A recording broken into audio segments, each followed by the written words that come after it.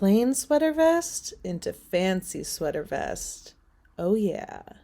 Let's go. So if you've been living and on the internet, specifically the Pinterest / Instagram spheres of the internet for the past year or so, you have probably noticed that sweater vests are a huge trend right now. So much of a trend, in fact, that when I went to the thrift store to try to get some, I could only find plain sweater vests without any patterns on them. And my theory on that is that the Depop girls snatched them up real quick. I think the value of sweater vests has gone way up if you're a reseller. But for those of us who aren't and are only able to find plain sweater vests, I have 2 tutorials for you. One of them does not involve sewing whatsoever, and the other one involves a moderate skill level of sewing. I'm wearing the first one. It has a paradise motif in applique.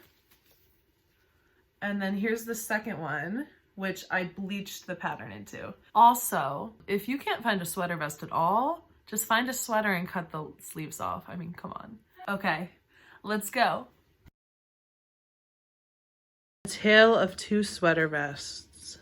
As you can see, both of them are just plain, one color, no decoration. But first we're gonna focus on this guy. So grab some bleach and let's get to it.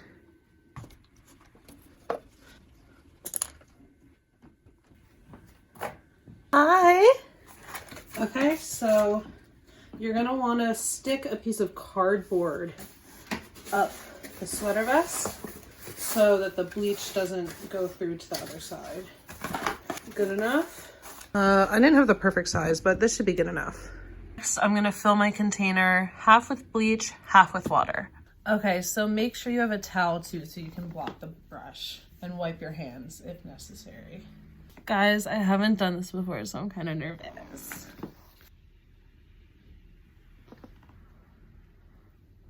So this one is gonna be filled in.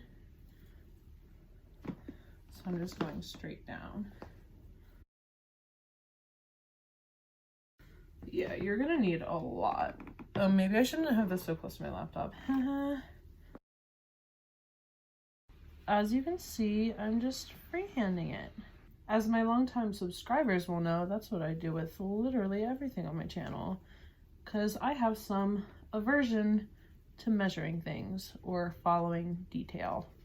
Does anyone else get reminded of I don't know why, but I feel like Limited 2 and Justice had so much Argyle stuff, or Aeropostale. Yes, I said Aeropostale, not Aeropostale.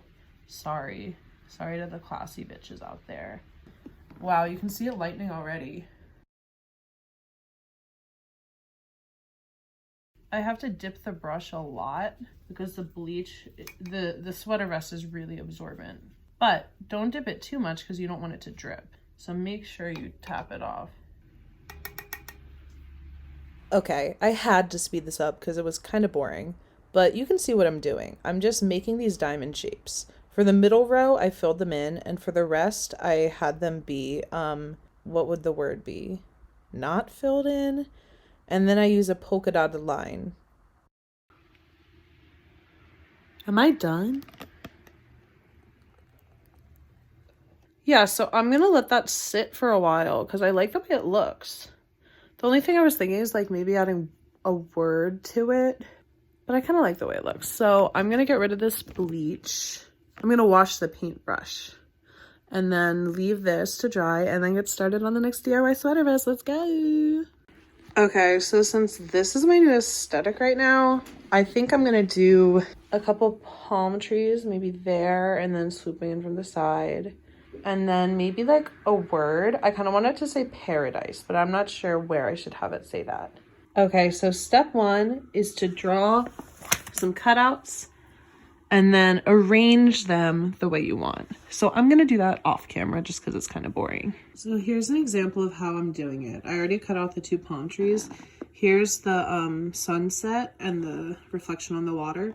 As you can see, I sketched it a couple times and erased it, and now I'm gonna cut it out. And now I actually think I want to do a word on the collar. I think I want to do paradise and I want to do it in a gothic font like how I did on this jacket.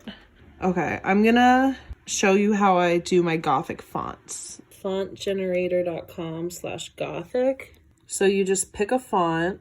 So this is the Seagram font, and then I typed in what I wanted and made sure it was lowercase, and then hit maximum. So now I'm just going to freehand this onto the paper. If you wanted, you could use a projector.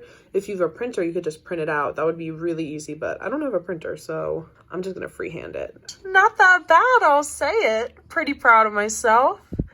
Now I'm going to cut out the letters and then put it down where I want it.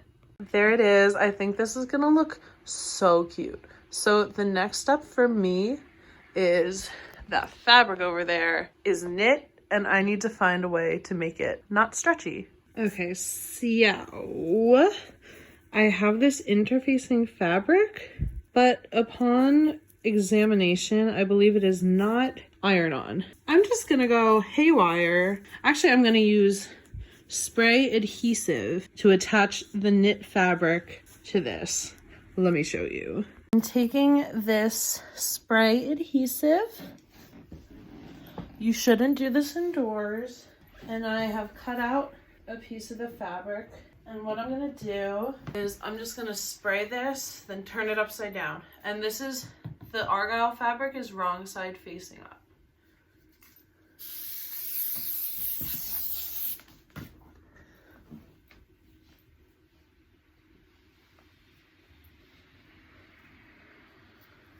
So like, I probably shouldn't have done that, but moral of the story is use either a non-stretch fabric or use fusible interfacing.